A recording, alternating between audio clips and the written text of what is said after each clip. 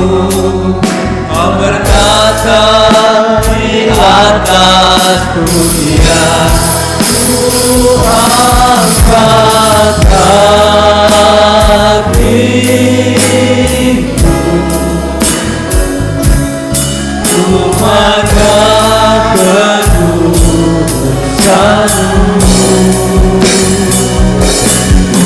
tak ku sembah memujimu, ku rasakan kehadiranmu Tuhan. Ku angkat hatiku, ku pandang kekudusanmu, aku sembah memujimu, ku rasakan kehadiranmu Tuhan. Ku angkat hatiku,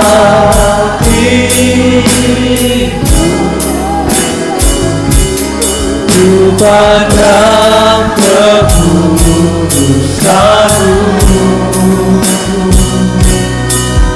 aku sembah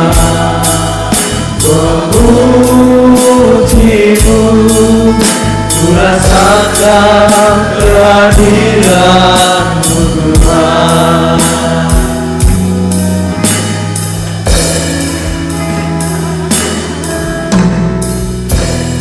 Saat ku bangun, Rohmu bekerja,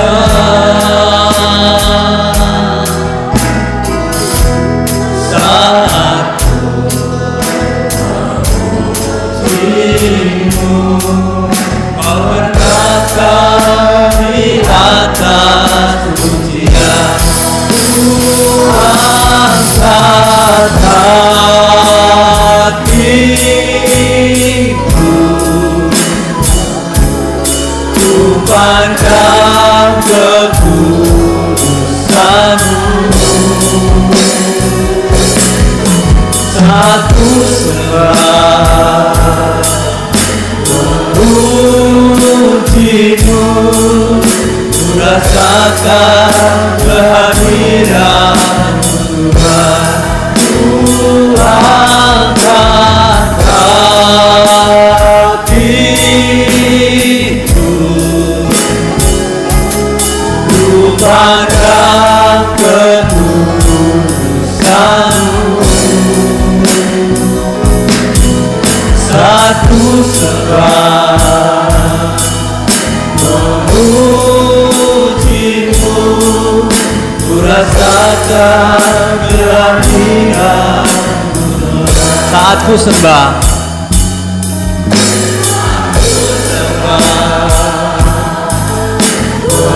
memujimu, ku rasakan kehadiranmu.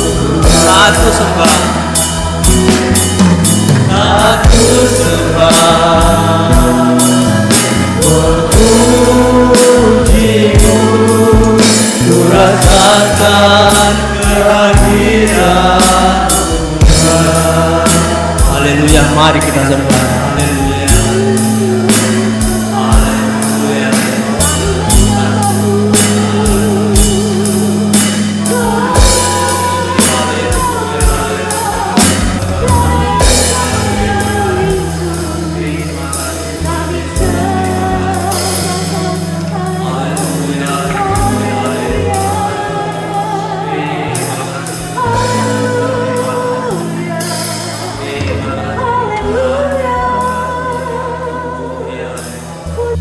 Bapa kami yang berada dalam kerajaan surga, kami bersyukur Tuhan, kemurahan-Mu yang luar biasa bagi kami semuanya.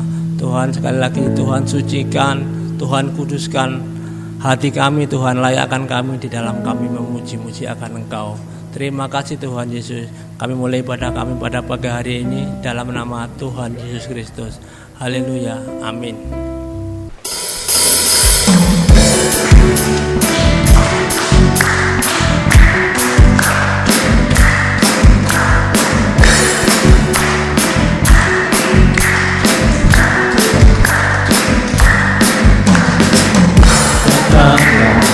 Kebaikan dengan hati bersyukur, dengan kebenaran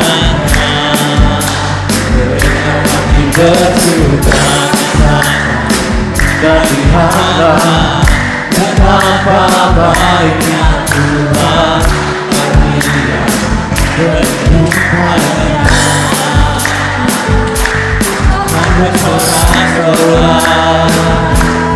dan bersorak-sorak, bersyukurlah kepada Tuhan, sebab Dia baik, bahwasanya selamanya kasih setianya. Bersyukurlah kepada Tuhan, sebab Dia baik, bahwasanya selamanya kasih setianya.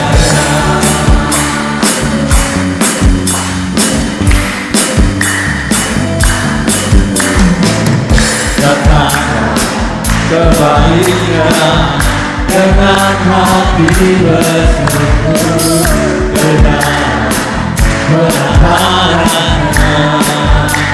dengan hati bersuka rasa, dan lihatlah betapa baiknya Tuhan kami berjumpanya. Dan bersorak-sorak, bersorak-sorak, bersyukurlah kepada Tuhan, sebab Dia baik, bahwasanya selamanya kasih setianya. Bersyukurlah kepada Tuhan, sebab Dia baik, bahwasanya selamanya kasih setianya. Bersyukurlah kepada Tuhan, sebab Dia baik, bahwasanya selamanya kasih setianya. Bersyukurlah kepada Tuhan, sebab Dia baik, bahwasanya selamanya kasih setianya. Bahwasanya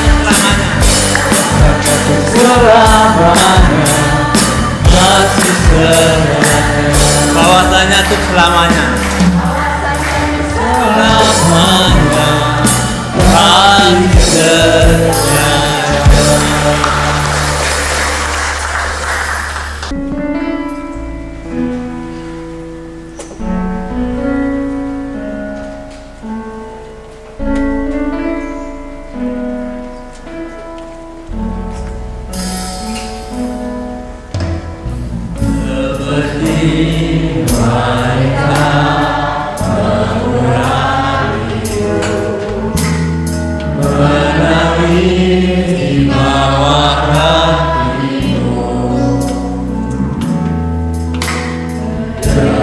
Demikian hidup mengasihimu, Yesus Engkau baik bagiku,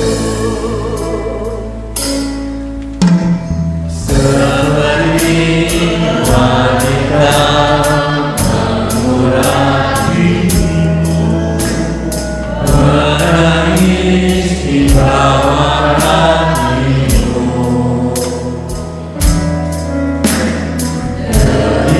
yang hidup mengasihimu, Yesus Engkau baik bagiku. Karena hatiku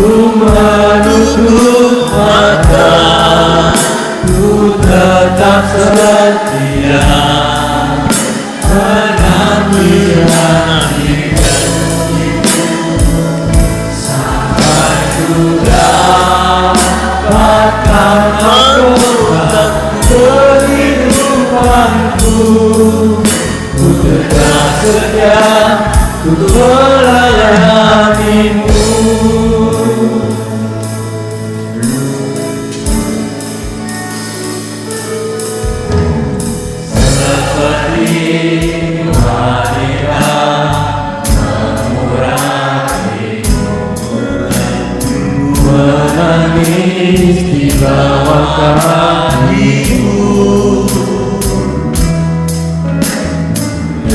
demikian hidupku mengasihimu, Yesus Engkau hebat.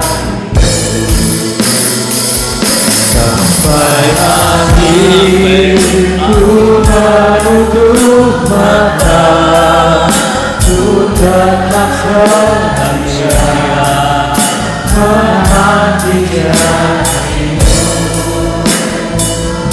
Sampai ku dapatkan mahkota kehidupanku, ku tetap setia ku melayanimu. Sampai ku menutup mata, ku tetap setia menanti janjimu. Sampai ku dapatkan mahkota kehidupanku, ku tetap setia untuk melayanimu. Tetap setia melayanimu. Tetap setia untuk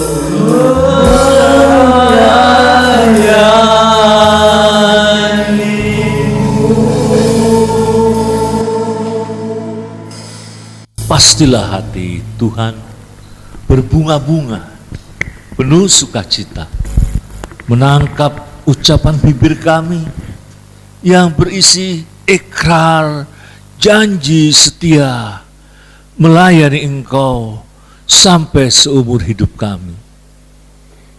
Dan seketika Kau hapuskan segala durhaka, segala dosa, segala kekerasan hati, tegar teguk, terhibur hatimu.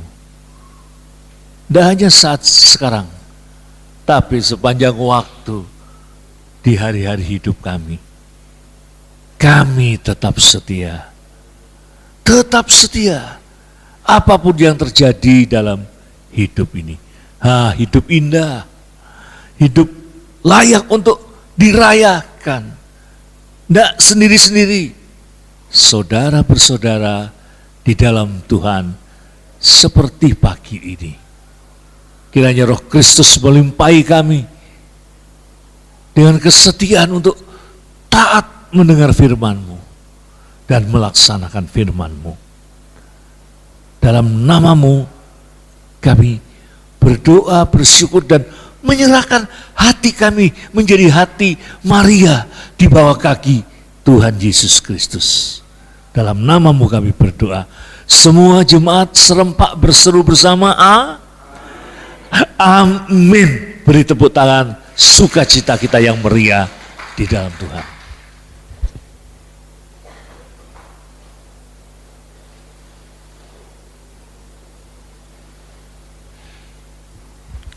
Pertama, saudara-saudara, sebelum saya menyampaikan sabda Tuhan,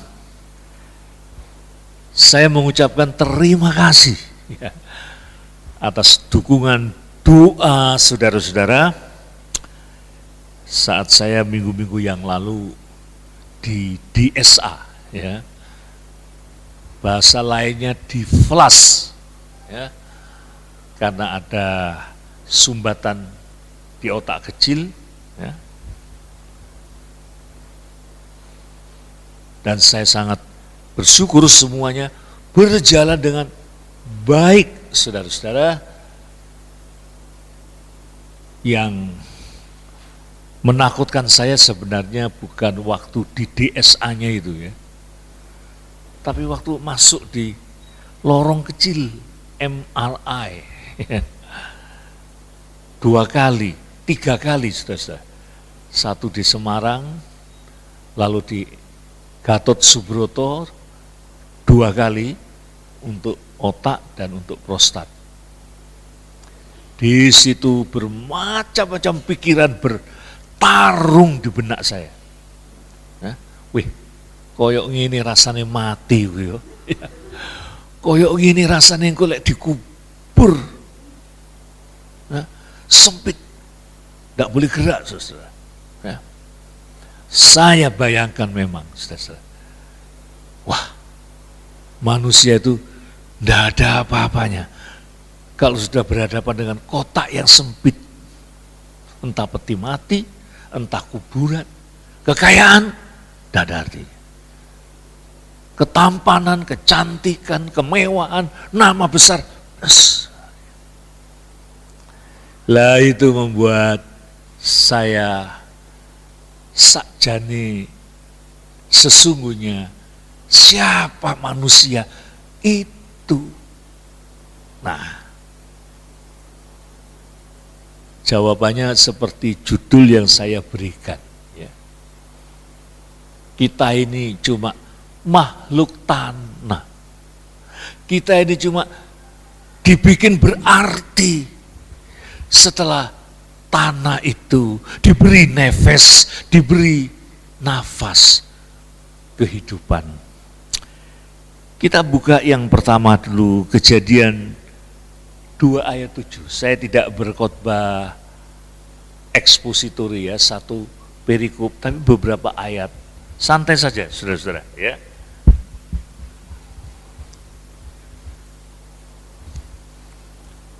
Apa buktinya kita ini makhluk tanah?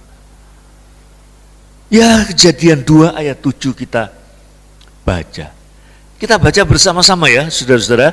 Kita baca bersama-sama ayat kita ini 1, 2, 3. Ketika itulah Tuhan Allah membentuk manusia itu dari debu tanah dan menghembuskan nafas hidup ke dalam hidungnya. Demikianlah manusia itu menjadi makhluk yang hidup dari tanah bumi, Haaretz. Itu juga menyimbolkan kefanaan. Makhluk tanah. Yes, makhluk kedagingan. Makhluk jasmania. Makhluk fana. Tidak ada yang kekal. Makhluk ngantuan. Tambahan nih, saudara. Ya. Makhluk tersinggungan, makhluk gampang melupakan janji-janji. Semoga janji kita tadi melayani sampai seumur hidupku kita jalankan betul-betul. Amin, saudara. Amin. Makhluk penuh dengan kekurangan. Tanah. Terlebih setelah manusia itu jatuh di dalam dosa. Tapi sebelum itu, saudara-saudara, di mana letak mulianya? Tuhan beri nafas. Nafas itu kelihatannya satu kalimat, satu potong kata, nafas. Tapi mewakili seluruh harkat manusia. Ya pikiran, ya mentalitas, ya moral, ya keputusan baik. Terwakili di nafas. Termasuk you punya cita-cita. Termasuk kau ingin besarkan anakmu. Termasuk minta maaf.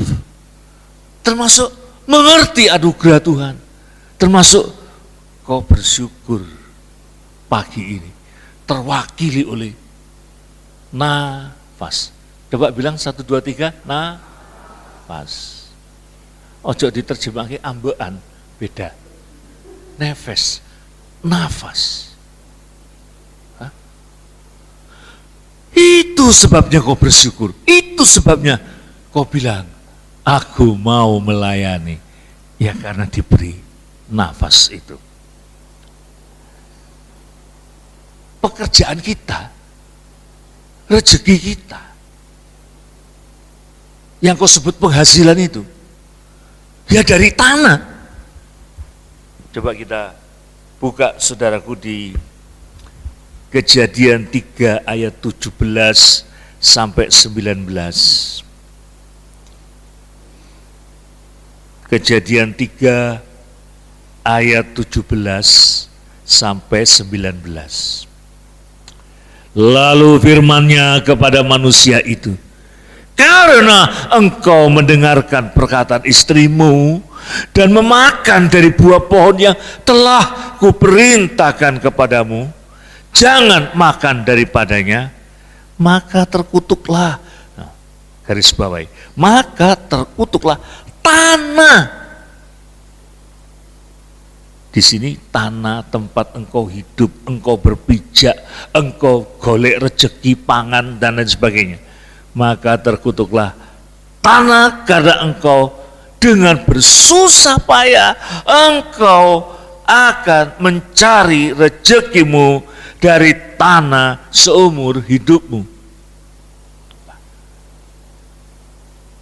Sampai sekalipun manusia jatuh di dalam dosa, tanah is still opportunity.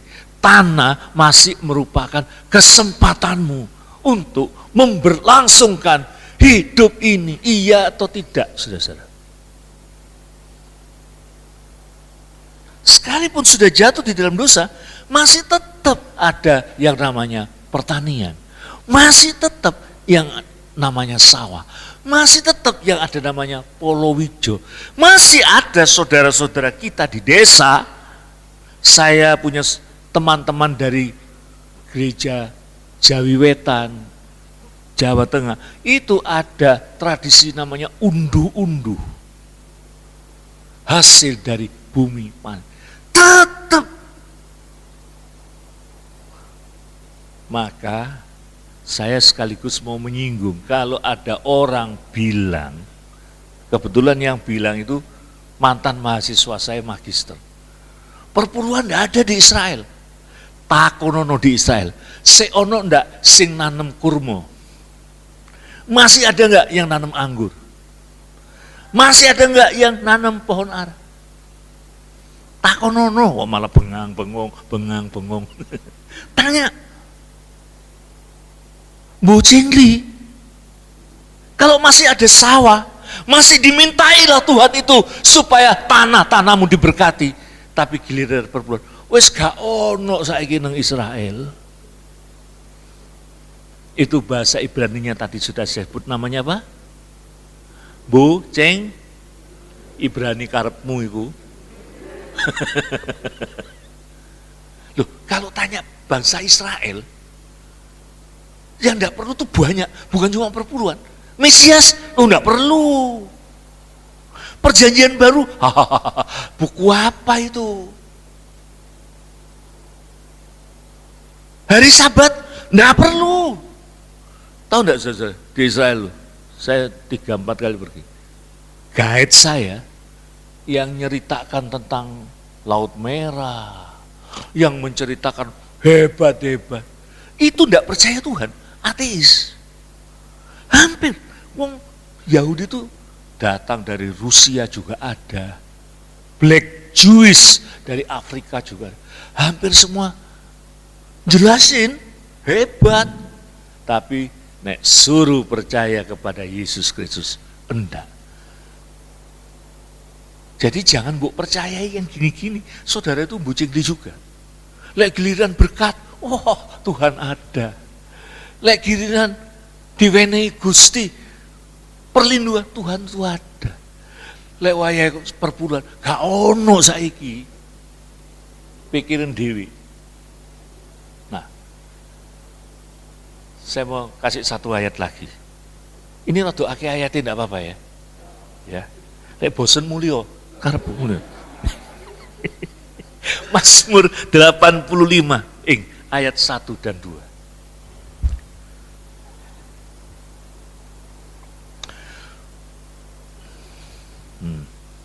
Untuk pemimpin biduan, Mazmur Bani Korah. Engkau telah berkenan kepada tanahmu, tanah yang dikutuki, tanah yang tadi, ini akan bikin kamu keringetan, tanah ini yang bikin kamu ngersuloh. Aduh, Rek. Ya.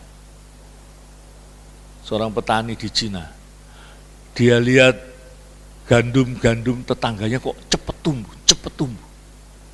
Aku tidak mau kalah. Lalu dia buat gandumnya, ditarik, ben cepet tumbuh. Malah besoknya mati semua. Yang bikin gandum itu tumbuh, berkat Tuhan, kata Israel. Amin. Engkau telah berkenan kepada tanahmu, ya Tuhan, telah memulihkan keadaan Yakub. Sak marah-marahnya Tuhan. Kadang-kala ada panen gagal, kadang-kala ada musim yang mengerikan. Seperti di zaman Naomi, Tuhan kadang-kala lumer. Diberkatilah tanah itu, diberkatilah tanah itu, diberkatilah tanah itu. Kemarin saya lihat entah di mana saya lupa, ada tanaman anggur, Pak Catur. Di Indonesia ada tanaman anggur. Ya. Dipulihkan. Kadang-kadang di luar pemikiran manusia. Lah untuk itulah kita bersyukur untuk tanah-tanah. Saya memang memberikan kritik pada murid-murid saya yang sekarang di PPH yang getol neken perpuluhan itu sampai ada sanksinya. Gereja lena ngasih perpuluhan tidak bisa mengusulkan PDN. Saya koreksi dikit. Perpuluhan itu lahir dari dunia pertanian. Waktu musim panen tiba, semua keluar rumah, semua sonding-sonding dan memberitahukan, ayo Rek, ojo ndekemen di oma, keluar, rayakan panen kita. Dari situ loh muncul kata eklesia yang artinya keluar, eklesia yang artinya gereja. Lalu perpuluhan itu dijadikan ritual, dijadikan ibadah. Langsung Imam Lewi mencatat, langsung jadi ibadah. Bukan seperti sekarang transfer yo. Lek lali transfer yo tak tunda sik PDM loh. Tapi tetap sama di Kidung Agung. Ketika di situ dikatakan mempelai putri, aku dibawa ke rumah pesta. Rumah pesta itu adalah rumah anggur. Yang petani anggur terlalu banyak panen anggurnya dijadikan wine anggur. Lalu ada hari mencicipi, semua dipanggil. Cicipono anggurku dulu. Ayo keluar, cicipono. Itu tradisi, itu bersyukur. Pasti perpuluhannya juga dari dunia anggur. Sekarang memang saudara tidak bertani, tapi apa yang saudara lakukan, kadang-kala ada unsur pertanian. Saudara bikin bakpo, ada yang jualan bakpo saudara? Tidak ada. Ya. Untung tak kesindir jadi nih, ya. Ya. Yang jualan sego, tidak ada juga. Semua industriawan besar konglomerat KB. Tapi gak ono sego, mati ya makmu. Pegel. Ya. Terus yang jualan barang tetap ada unsur pertaniannya. Unsur apa? Tanah-tanah itu telah dipulihkan dan diberkati. Amin. Amin. Saya mau tambah lagi, yaitu tadi di Mazmur. Nah, sekarang Maleakhi 3 ayat 10 tentang perpuluhan. Perpuluhan ini diambil dari dunia pertanian, diambil dari dunia rezeki tanamanmu. Hukumannya juga dari dunia pertanian. Nah, nanti kita lihat. Bawalah seluruh persembahan persepuluhan itu ke dalam rumah perbendaharaan, supaya ada persediaan makanan di rumahku, dan ujilah aku. Jadi perpuluhan itu bukan untuk gereja. Ujilah aku. Lek ndak kamu sing tak berkati. Ujilah aku. Aku sing merintah-merintah ini. Lek bukannya kamu yang diuntungkan? Apakah aku tidak membukakan bagimu tingkap-tingkap langit dan mencurahkan berkat kepadamu? Terus ya, terus. Sampai berkelimpahan. Ya. Titik. Hukumannya juga dari dunia pertanian. Apa? Belalang pelahap, belalang pemakan, semua dari dunia pertanian. Nah, maksud saya apa, saudara? Maksud saya, sampai saat ini, Indonesia apalagi, masyarakatnya, agriculture, pertanian. Saya pernah bertemu dengan orang Arab, di kereta api di sebelah. Tidak ada negara kayak Indonesia. Ini Arab yang ngomong. Tanah sudah dicangkul, dipanen, terus ditanami lagi, bisa. Dalam hatiku, yo, gak koyok negaramu, tandus. Dada. Itu kita bersyukur. Tingkap-tingkap langit dibuka, artinya tidak ada yang menghalangi. Kalau Tuhan sudah memerintahkan berkat-berkat itu diturunkan kepada kita. Amin, saudara. Jadi dasar perpuluhan itu apa, saudara? Rasa cengli di hati, rasa utang budi, rasa nggak mungkin aku yang bisa memulihkan tanah.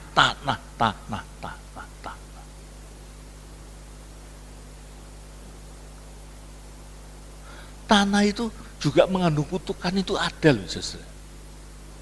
Buktinya ada tanah darah, tanah yang dibeli Yudas. Kalau tanahmu bikin sak rumah gegeran, bikin sak rumah saling bawa tuntutan ke pengadilan, namanya tanah apa, saudara? Masuk gak pinter? Namanya tanah sengketa, saudara. Ngono gak iso, ya. Wah, ada lagi tanah yang memang enggak menghasilkan. Tapi saya tidak kurang ketemu dengan setelah pemilik yang berikutnya, orang percaya tanahnya. Wah, ada teman saya cerita, dia kebetulan waktu itu menjabat Sekum GKJ Jateng. Ada peristiwa seorang pendeta di daerah Kendal. Pendeta. Tapi diusulkan oleh rakyat jadi lurah. Seperti barusan ini ada lurah sudah mau pensiun. Karena pendeta ini cinta pertanian. Karena pendeta ini kasih rumus-rumus, kasih jalan, kasih metode bagaimana caranya tanah yang tandus, bagaimana caranya tanah yang tidak produktif menjadi berbuah. Nah, ya. Jadi walaupun tidak memberi perpuluhan, orang-orang Yahudi yang karena berkat tanah, yang karena teologi tanah, yang karena bayangan tanah, George Soros, apa yang disebut pedagang-pedagang saham di London, di namanya Wall Street, itu kirim, bukan perpuluhan tok. Israel itu tak kasih tahu, saudara, negara yang kalah dengan satu negara Arab yang punya minyak. Israel tidak punya minyak. Maka Perdana Menterinya pernah bergurau, nanti kalau saya sampai ke surga, saya protes sama Musa. Kamu kan disuruh cari minyak sama Tuhan di Kanaan, kok mbok bawa ke California? Wah, itu protes. Darah apa? Nah, sumbernya Israel itu cuma dagang jeruk, lainnya tidak ada. Turisme. Saudara kalau ke Israel, nanti sempat ditunjuki situs-situs bekas perang, situs ada tentara mati, itu dijadikan sumber paling besar. Ya dari George Soros tadi, ya dari orang-orang di Wall Street itu, lebih dari perpuluhan. Tetap ada rasa utang budi pada tanah di mana aku dilahirkan. Bahkan generasi mudanya Israel yang nol putul, nggak tahu apa-apa tentang sejarah, saya tetap mensupport negerinya. Lebih dari perpuluhan, lebih. Ada hari-hari besar yang mereka ziarah ke Israel. Itu dipisah negara. Luar biasa. Maka Israel negara kecil. Peralatan perangnya nomor 1. Pesawat-pesawat tempurnya nomor 1. Persenjataannya nomor 1. Dan kenapa Mesir buka kerjasama dengan Israel? Negara mereka ingin belajar pertanian, pengairan dari Israel yang sebetulnya tandus. Kalau saudara ke Israel, satu tanaman itu ada 4 selang. 4 selang. Air dari Galilea, coba saudara. Pupuk, mineral-mineral. Saking susahnya. Dah kayak di sini. Bukan lautan, hanya kolam susu. Tongkat kayu dan tanaman ditancap, muncul puung, buk goreng, buk maem, ora lapor tonggoni. Itu di kita, saudara. Luar biasa. Setelah tanah itu terkutuk, setelah tanah itu karena dosa, tapi tetap walaupun kita, kalau saudara pergi ke pelayanan orang mati, dari tanah kembali ke tanah, itu cuma badanmu tok. Tapi kau yang sesungguhnya, Tuhan berikan tanah air yang baru. Amin saudara. Amin saudara. Coba dibuka Roma 8 ayat 3. Sebab apa yang tidak mungkin dilakukan hukum Taurat. Hukum Taurat itu maka disebut kutuk, isinya larangan. Sudah jadi tanah mati, isinya larangan. Tidak membawa kamu ke surga. Karena tak berdaya oleh daging. Nah itu, manusia daging, tanah, membuat kita tidak berdaya. Telah dilakukan oleh Allah. Dengan jalan mengutus anaknya sendiri, Yesus Kristus. Karena mau menyelamatkan daging, Yesus pun diutus dalam daging yang serupa dengan daging, yang dikuasai dosa. Maka ia minta dibaptis supaya sama seperti manusia berdosa. Tapi supaya ia bisa menolong kita. Jadi kau bisa berkata, karena Yesus pernah dicobai, Tuhan, tolonglah aku dalam pencobaan ini. Dan dia telah menjatuhkan hukuman atas dosa di dalam daging. Diutus Yesus Kristus, Sang Pembaru, untuk mengubah kita dari manusia tanah, manusia kedagingan, manusia di bawah kutuk daging, manusia di bawah kutuk. Luar biasa. Boleh kita mati jasadnya, tapi roh yang sesungguhnya bersama dengan dia. Galati 4 ayat 4, saudara.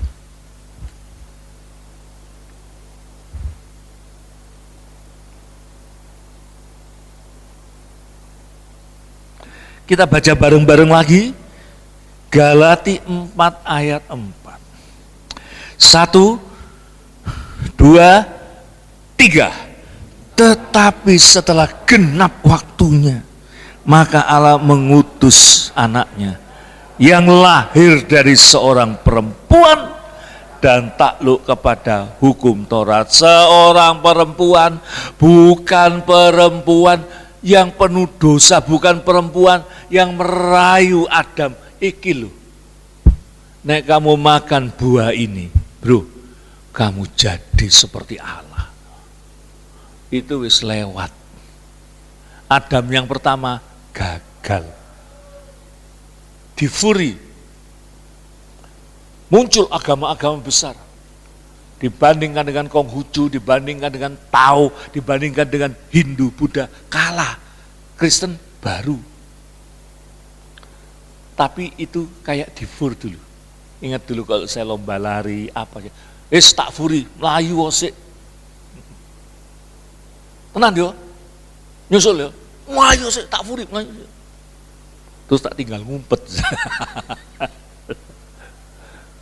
Difuri. Jalan dulu. Hindu jalan, Buddha jalan, filsafat besar-besar jalan. Tapi tidak ada keselamatan di situ, Bo. Tidak ada jalan keluar di situ. Tanah tetap menjadi berkuasa, roh tanah tetap berkuasa, roh daging tetap berkuasa. Sampai Galati 4 ayat 4. Setelah genap waktunya, this is the time. Katakan amin, saudara. Genap waktunya. Lah ini orang Yahudi, mboten ngertos. Orang Yahudi masih nunggu-nunggu. Orang Yahudi tidak perlu ini. Kita penting, kata Paulus. Setelah genap waktunya, Allah mengutus anaknya yang lahir dari seorang perempuan juga, Maria. Melahirkan Yesus yang Paulus menggelari Adam kedua. Yang kita bisa minta ampun kepadanya. Yang kita bisa ngrungokke, aku inilah jalan, kebenaran, dan hidup.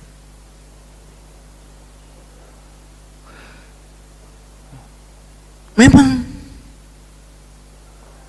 ngikuti hukum Taurat, ngikuti peraturan, ngikuti.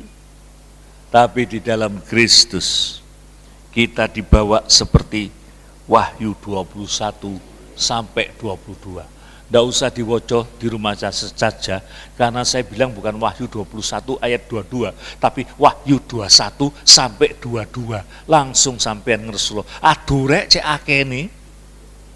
Mendingan woco neng rumah sebagai PR, walaupun saya tahu tak seorang pun mengerjakannya. Bicara apa Wahyu 21? Langit baru dan bumi baru. Jenengan yang tadi dikuasai dosa, jenengan yang tadi dikuasai roh daging, jenengan yang tadi makhluk tanah, diberikan langit baru dan bumi yang baru. Siapa yang ke sana? Yang setia. Siapa yang ke sana? Yang menghargai tanah-tanah yang sudah diberi oleh Tuhan dan hasilnya. Yang selalu ingat akan rumah Tuhan dan memberikan dirinya seperti tadi. Seperti wanita menangis di bawah kakinya.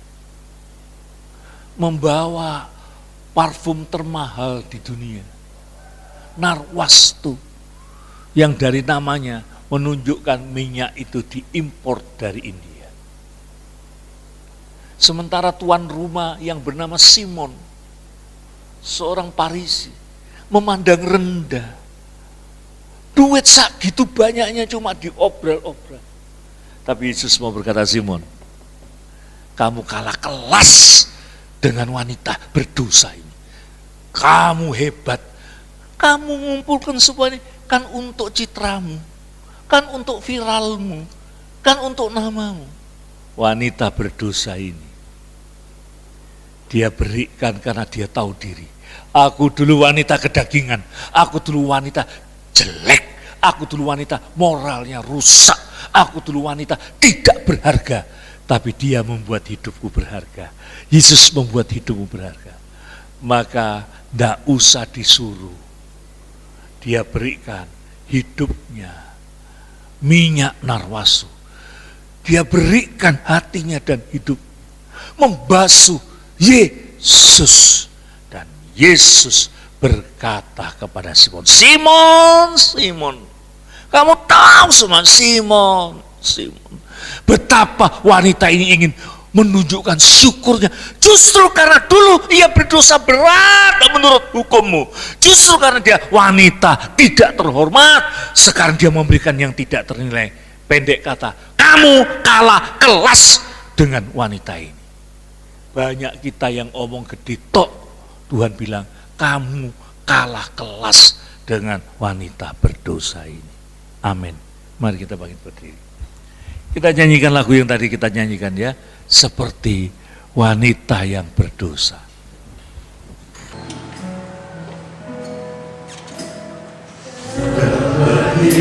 Wanita mengurapimu, menangis di bawah kakimu. Pikiran hidupku mau mengasihimu, Yesus Engkau baik hati. Nyatakan syukurmu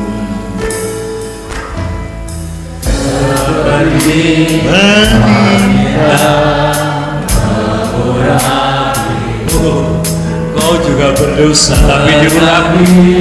Kau juga berdosa tapi diampuni. Kau juga berdosa tapi ditunjukkan masa depan ceria. Demikian hidupku mau mengasihimu, Yesus Engkau baik hati.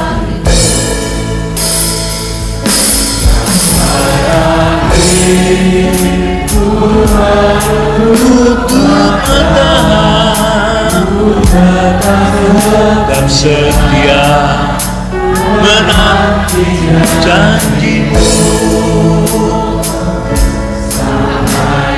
sampai ku dapatkan kehidupanku. Tetap setia. Tak kasih tahu saudara, tidak sekedar melayani.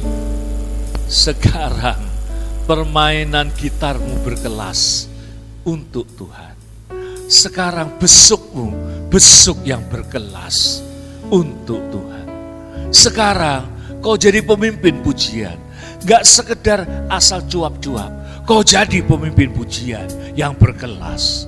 Sekarang kau jadi majelis yang berkelas, gak izin-izinan, gak kayak dulu gila hormat. Sekarang kau jadi pengerja pun, rendah hati, karena di mata Tuhan everybody berkelas di mataku. Sekali lagi sambil kita nantikan berkat untuk kita sekalian. Siapa itu wanita di tepi yang berhadapan dengan Yesus? Kau. Siapa itu wanita yang menangis? Kau. Siapa itu? Kau yang dulu tidak berkelas. Tapi pagi ini kau berkata, aku ini makhluk tanah Tuhan. Aku ini lempung. Semua karya-karyaku tanah semua. Tapi terima kasih.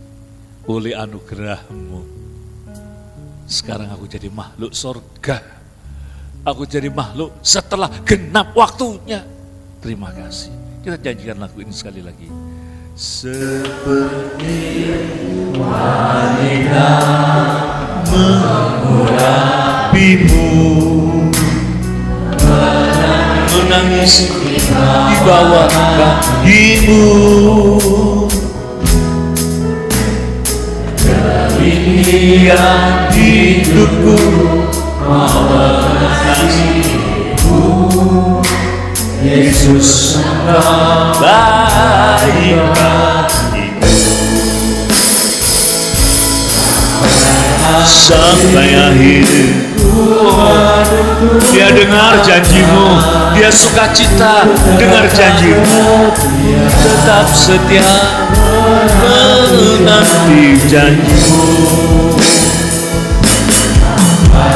sampai ku dapatkan kehidupanmu. Yes, ku tetap setia melayanimu.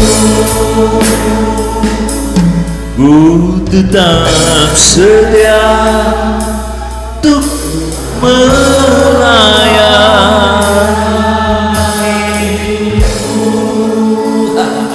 Seperti wanita berdosa itu, ia memberikan persembahan yang berkelas. Hidupnya, ia mengurapi Yesus berkelas. Kau ndak persoalkan siapa kami dulu di waktu lampau. Kau ndak persoalkan bobrok dan rongsokannya kami dulu. Kau ndak persoalkan siapa kami ini dulu. Sekarang kami ndak ngundat-ngundat lagi soal perpuluhan. Kami tidak ngundat, wong kami ini makhluk tanah. Terima kasih untuk tanah-tanah kami. Terima kasih untuk yang kami kelola sekarang ini. Dari bumi yang terkutuk, Kau berkati kami. Kau berkati kami. Kau berkati kami. Dalam namamu kami berdoa. Semua berseru bersama. Amin. Beri tepuk tangan sukacita kita.